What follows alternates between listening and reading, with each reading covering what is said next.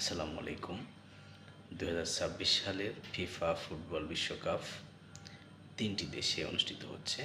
এই খেলায় ৪৮টি দেশ অংশগ্রহণ করবে প্রথমবারের মতো। এর আগে ৩২টি দেশ এই খেলায় অংশ নিত। আসলে এই এতগুলো দেশ, এর মধ্যে সবচেয়ে কাপ পাওয়ার যোগ্য দল কোনটি? অনেকেই বিভিন্ন রকমের মত দিবে, অনেকের পছন্দের টিমকে সাপোর্ট দিবে, এটা স্বাভাবিক। তবে বাস্তবতা এবং অভিজ্ঞতার আলোকে যদি বলতে হয়, তাহলে সবচেয়ে ফেভারিট টিম বা সবচেয়ে বেশি আকর্ষিত টিম সেটা হচ্ছে দুটো। একটা ব্রাজিল এবং একটা আর্জেন্টিনা। জার্মানির সমর্থকও আছে, বাংলাদেশের পার্সপেক্টিভে বলা হলো।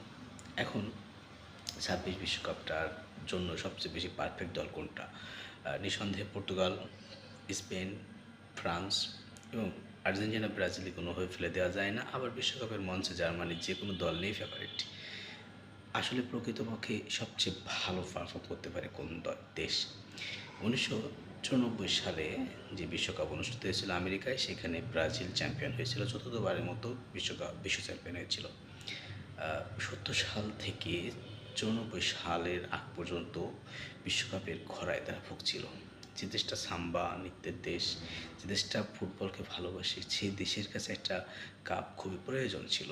তো সেই জায়গা থেকে ব্রাজিল কাটিয়ে উঠতে পেরেছিল। ৯৮ সালে ফ্রান্সের কাছে ফাইনালে ৩-০ গোলে হেরে গিয়েছিল। পরবর্তীতে আবার জার্মানির সাথে ২-০ গোলে ফাইনালে জিতে পঞ্চমবারের মতো বিশ্বকাপ পেল। কিন্তু এই ২০০২-এর পর থেকে এখনও পর্যন্ত তারা বিশ্বকাপের কোনো ফাইনালে উঠতে পারেনি। সেমিফাইনাল উঠেছিল ২০১৪ সালে। তবে নেইমার ইনজুর্ড এবং থিয়াগো সিলভার অনুপস্থিতিতে সেই সময় জার্মানির কাছে ৭-১ গোলে বিধ্বস্ত হয়েছিল। প্রকৃতপক্ষে যদি আমি বিশ্লেষণ করি, সেখানে দেখতে পাচ্ছি যে ৬, ১০, ১৪, ১৮, ২২ এইটা আসলে কাপ পাওয়ার মতো দল ব্রাজিল ছিল না।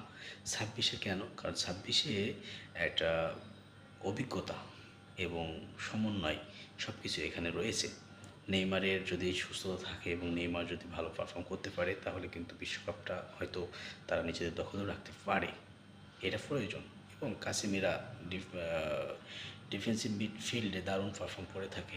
রিয়াল মাদ্রিদের তার কার্লো আনচেলত্তির অধীনে অনেক অভিজ্ঞতা রয়েছে। ভিনিসিয়াস জুনিয়র সহ বেশ কিছু খেলোয়াড়ের সাথে কার্লোর একটা দারুণ সম্পর্ক গড়ে উঠেছে, যেই কারণে ব্রাজিলের কাপ পাওয়ার সম্ভাবনা এবার অনেক বেশি।